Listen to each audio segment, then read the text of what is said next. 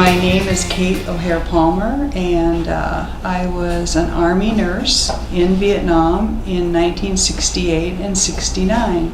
I was an operating room, emergency room nurse. That's where I served. And I served in two different places. One was an evacuation hospital, 312th Evac, that had grown so big from second surge. And then I served down in Lai Kay in 1969 for 8 months with second surge hospital in a mobile unit surgical transport. So that was like a 60-bed hospital.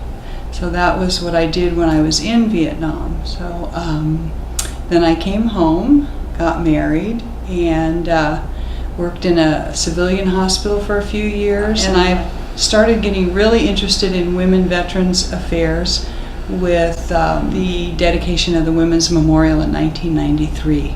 Came home from the war, and I think what's important is when we came home from the war I came home in 69, it was not a popular war. And we had some really bad incidences happen to us just getting off the bus coming back from Travis Air Base.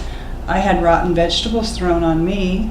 I got out of my uniform, and then we went to Fort Stewart in Georgia with my husband. And we were there for a while, and I was working in the operating room, and unbeknownst to me, because we didn't know what flashbacks were, we didn't know what PTSD was, I started to have nightmares. And my nightmares were pretty vivid, and they were about the blood dripping down the walls. I would be lying in bed, and the blood would be dripping on me, because that actually was what happened to me in Vietnam. I was covered in blood. We were covered in blood because there were so many times that we had heavy-duty cases. I fell in blood. So I didn't understand what was happening to me, and I got nervous and afraid that I wasn't strong anymore. And I thought I'd gotten through the war, been so strong, and I didn't want to share that with my husband, and I ran away. I took off. I went and saw a psychiatrist, but of course I didn't tell him that I'd been a nurse in Vietnam. So they thought it was due to other things, right? And then I just stuffed it again, which is what is a common trait of a vet. You stuff your experience. And I pulled it together, hung out with friends for a while, and did couch surfing. And stayed with friends for a while, and finally got it together and started back to school, worked part-time. You have to understand, I stuffed everything and did a whole lifetime, couple of lives, right? I didn't look at PTSD as an issue until after the dedication of the Women's Memorial in 1993. So you're talking a 25-year period. And then after about a year, I realized, wow, I might have this. And I had worked at the VA as a nursing supervisor for 18 years. But my understanding of PTSD was it was only for the grunts. It was only for the people that were in the jungle. And I didn't have that. Lily Adams helped me get into treatment at a local vet center, which I highly recommend veteran centers, vet centers, because your stuff is private. I was still in the workforce. I was afraid of losing my job. I had small children. But after I got into the vet center, within 7 months, I had a service connection for PTSD. My name is Marsha Four. I was fortunate enough to have become a member of Vietnam Veterans of America. I entered the military through a vehicle that was used a great deal during the Vietnam War, and that was having the recruiters come into the School of Nursing, because we had a 12-month tour in Vietnam, and they had to keep backfilling those nurses who left country. And as it turned out, 20% of my nurses training class did join the military. I had, my first assignment was at Fort Campbell, Kentucky. I was there about 6 months before I got my orders for Vietnam, which was pretty startling, since the recruiter said I would be able to be assigned to the one of 3 bases that I requested, and I would never go overseas unless I requested it. as ignorant as we all were, we didn't ask for that in writing. So rather than going to Denver, San Francisco, or Honolulu, I went to Fort Campbell, Kentucky. My parents, of course, were very concerned and very upset, and my father's response basically was, what did you all expect? She's in the military and they own her. Quite frankly, I think that many of us didn't realize that we were going to be involved in a war. I was more interested in, was I going to pass my grades, and did I have a date Friday night? So when I was going to Vietnam, I knew I was going to a war, but I assumed I would be in a hospital and just doing what nurses do in hospitals and taking care of the patients.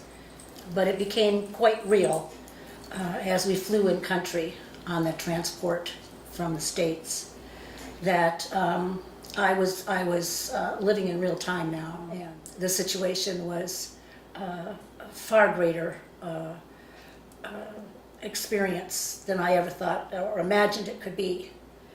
Luckily, I had a friend who was already in Vietnam from my school of nursing at one of the hospitals, and so I did request going and being assigned to that same hospital so I would know somebody. You're on the other side of the world from everything you know and every person that's ever been your friend or your supporter and your family, and you might as well have been on another planet. We didn't have, phones, and we couldn't text, and we didn't email, and we couldn't call, and you were very alone and very afraid and had no idea what was coming next. I fortunately was assigned to the same hospital as my girlfriend Carol. We did work 12-hour shifts. We were lucky if we got a day off. Sometimes you work 12 or 14 and then you'd maybe get 2 days off, but quite frankly, really there was nowhere else to go, so it really didn't matter. And even though I was assigned to the intensive care recovery room when I was on duty, when you were off duty, oftentimes you worked in the emergency room because there were so few staff that when mass casualties came in, you went where the work was. When you're in a small group like that and you're all in the same lifeboat, you cling to each other for hope and for support, and they become soulmates forever. As I was leaving, and they have such ambiguous feelings about leaving, I knew I would never see these people again, and they were the most important people in my life. Right. In some respects, we saved each other's lives. And so to leave there, I knew I would probably never ever see them again. And for a minute, it's like, maybe I don't want to go home. We became, and we knew we were the best nurses on the planet by the time we left Vietnam. And we were so driven by the explosive nature of our job, our position, we saved lives. And by the other side of the coin, we also helped a lot of people die. When I came back from Vietnam, I was pretty lost, and I recognized very quickly that I just didn't feel like I fit in anywhere. I wasn't the same person. I felt like I had a different connection with friends from the past. They could never understand what it was like or what it went through. And within about a month after I got home, a friend who I had met in Vietnam came by with his Volkswagen van that had been turned into a portable camper, and we took off and traveled for about 5 months or so, and just camped across the country. Ran out of money, had to live in the desert, but finally I recognized I had to make some money. So I did go in and out of nursing over a number of decades. The interesting thing is I did marry the man that I traveled in the van with, who I met in Vietnam, actually.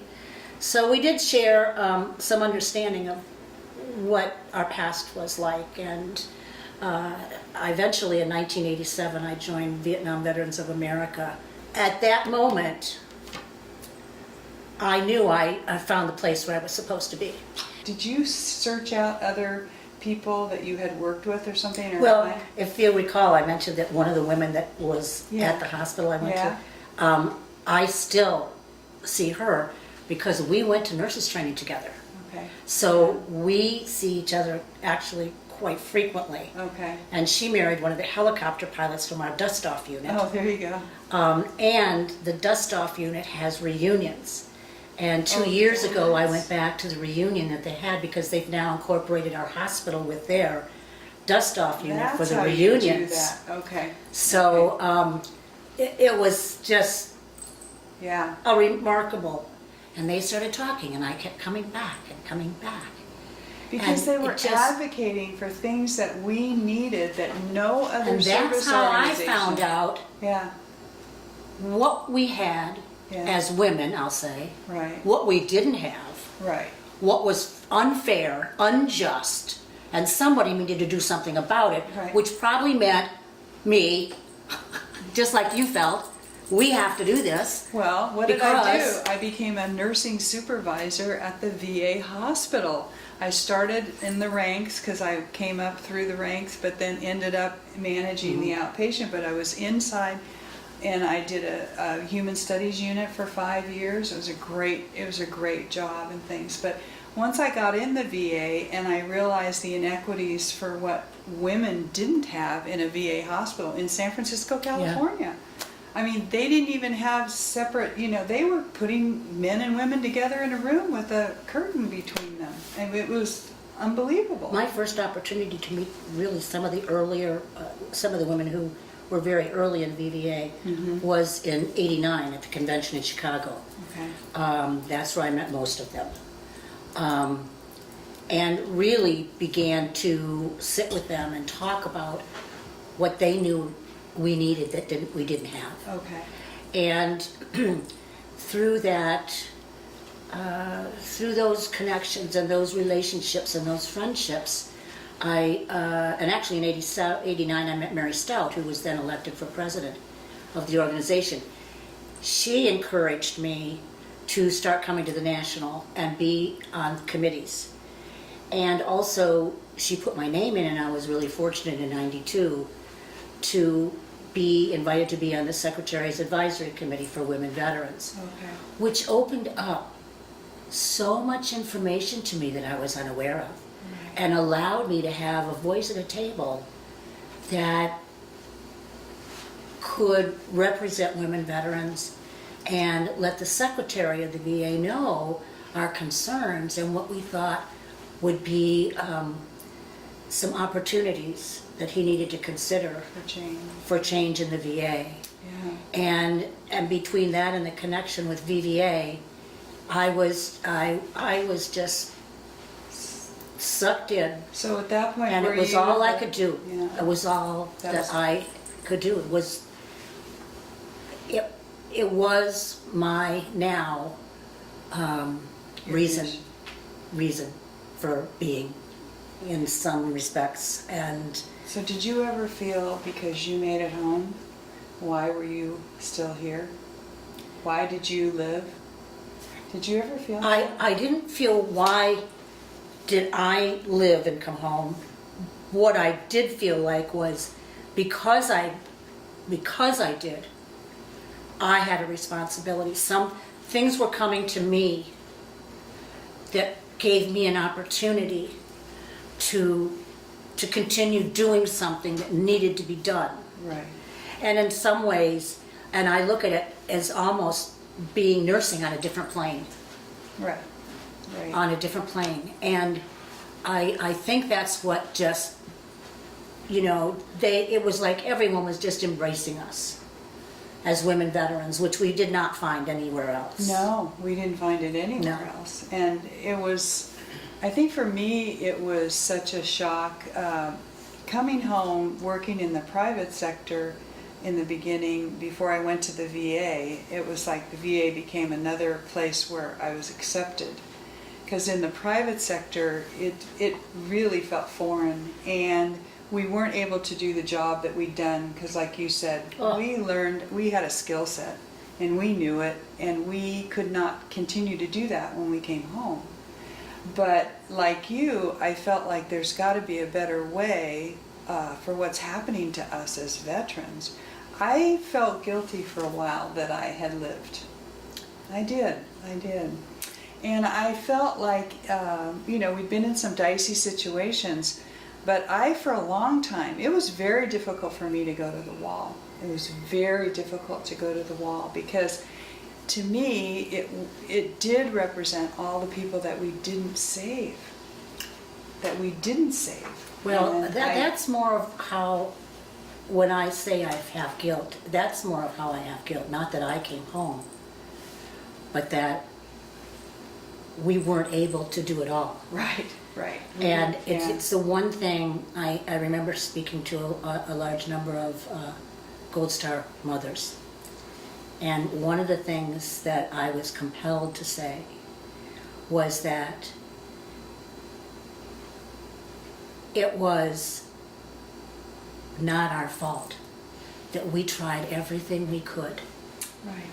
We used all of our experience, and we tried, and it just sometimes didn't work.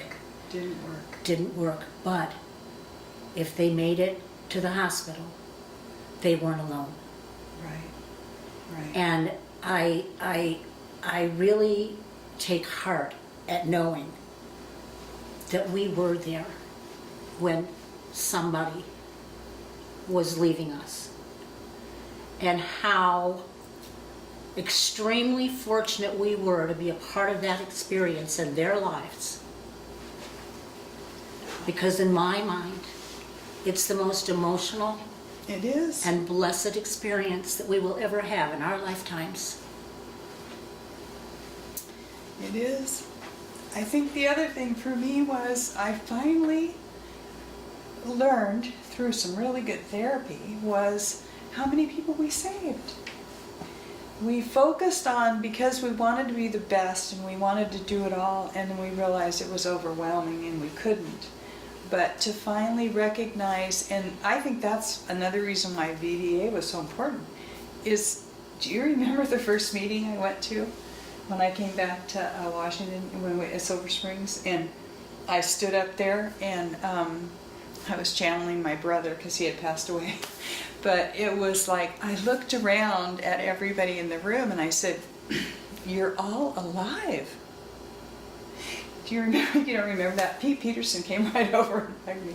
But it was so overwhelming to me because I had spent so many years in my head about the people that I didn't save. And then I could switch over to look how many people came home. Look how many people are here. And look at the lives they've lived and the pictures of their kids and grandkids and, And how many people their lives have touched. Yeah. Because of that. Yeah. So that was a real switch, And then to, of course, how long? You were the Women Veterans Chair for 10 years before you became Vice President? Yeah. I think so. There's been like 5 or 6 Women Veterans Chair over time. And when you look at what it was in the beginning and what you were fighting for women veterans and how far it's come and the coordination between the other veteran service organizations with their women veterans chairs. But it's, I think I'm still astounded at the legislation that you've helped get through, but how far we still have to go. How far we have to go. I think, when I looked at being involved in VVA, of course I was a nurse, and I really didn't have any other women military friends at the time that were not nurses. Right. But pretty early on in VVA, probably only 2 or 3 years after I joined the organization, I was more and more involved with the chapter activities, and we would go to different parades and things of that nature. And I was then introduced into a world of women veterans that were not nurses. Right. And actually one of my very good friends, Sandy Miller, lives kind of 40, 50 miles from where I do, and she happened to be at a parade that I was with my chapter. And it was like, Marsha, come over here. There's another woman veteran. Come here, come here. So we met, and I've known her since, well, probably almost 30 years, 25, 30 years. But that was when my eyes really opened to the fact that there were, 250,000 women who served in the military during Vietnam? That's right. There were only 7,000 or 8,000 of us in Vietnam. Yeah. The rest of them were all across the world. Right. And there were almost 1,000 women in Vietnam who were not nurses. That's right. And as far as women in Vietnam, they're the ones that are really, really forgotten in-country women. It's true. And I happened over, some time making friends with a number of them and working together with them and their organization And that, in helping to foster that non-Vietnam in-country woman. Non-medical. Yes. Non-medical, because there are so many other women that what they did was just as important. And I'm glad that this year, on the 25th anniversary for the Vietnam Women's Memorial, that everyone that's speaking, everyone that is going to address things is the non-in-country woman veteran.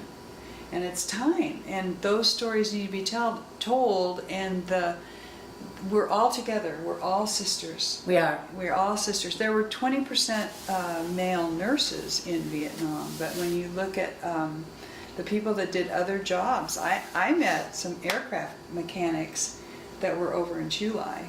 There were women, that was pretty rare. I didn't see them when I came home, but and 250,000 women served.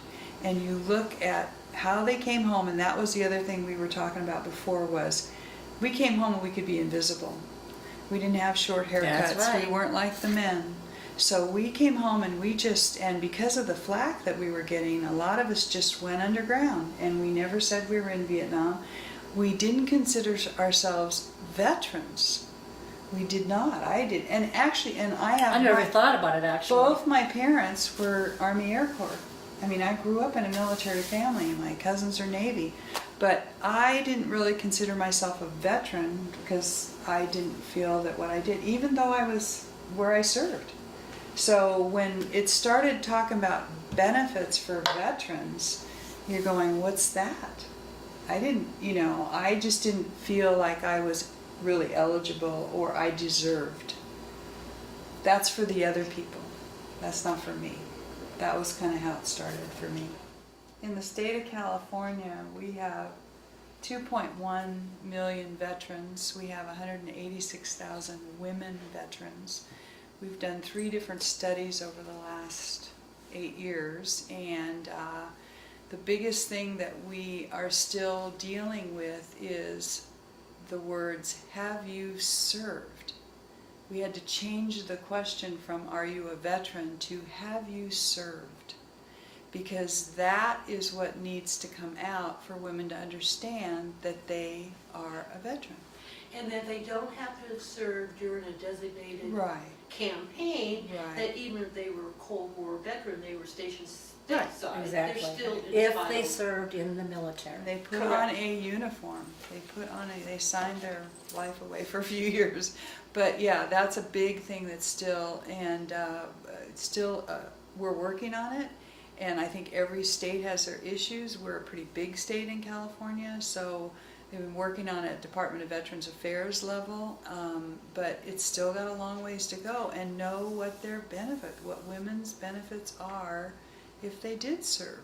And the education benefits are way better now than they used to. And I think, when we got back, so much was lacking for women veterans. And there were, a number of women who took up the sword and decided it was time, things had to change. And we went about changing, the mindset of the VA, helping to work toward attaining better health care, primary care providers that had women's health experiences, looking at the benefits that were actually due to women. We could get that started and rolling, and I think that as that did, the VA became more attentive to women. And they, in fact, also started some outreach campaigns, which helped. But it's even, I think, you know, when, especially when the first Gulf War came in, and now the later, you know, women that are in, being a woman in the military is not a secret anymore. You know, when we started, there was a question about, there are women in the military? Well, yeah, and you know, because there was a cap. I mean, there was a cap, a 2% congressional cap on how many women can serve in the military. And Sandy Miller in her homeless seminar this morning talked about, you know, it took a while before that was changed, the mid-70s. That's when that was lifted so that more than 2% could serve in the military. Right. And that made a big difference of who could come in and what they wanted to do with their lives. And it opened up, because for women, actually, in the 70s, the military was an equal opportunity employer, because everybody, what you got paid was what your rank was.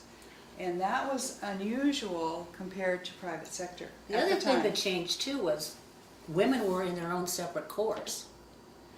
That's true. The Women's Army Corps, you know, right. The Waves, right. The WACs, and we were all separate and all Mm-hmm. separated. Mm-hmm. Now, women are part of the force. Right. They are the force. And I think that brought women together into being part of the military. Mm-hmm. And I think that's helped a great deal for the women of today. And there's a higher percentage in the military. There's 15%, 18% active duty, 15%. Wasn't that way when we were in, so yeah, lots of changes. It's just been a convergence of many different components that have helped to advance the recognition, the identification, the advancement of services for women, and it all has been marching forward, as it has from the beginning. I mean, we certainly couldn't have been where we were at unless the women that we saw before us and recognized what we still needed could help for those women that would come after us. So it's been it's a haul. It's a haul, but you know what? We certainly were part of the change. I know, it's true. It's true. We certainly were part of the change.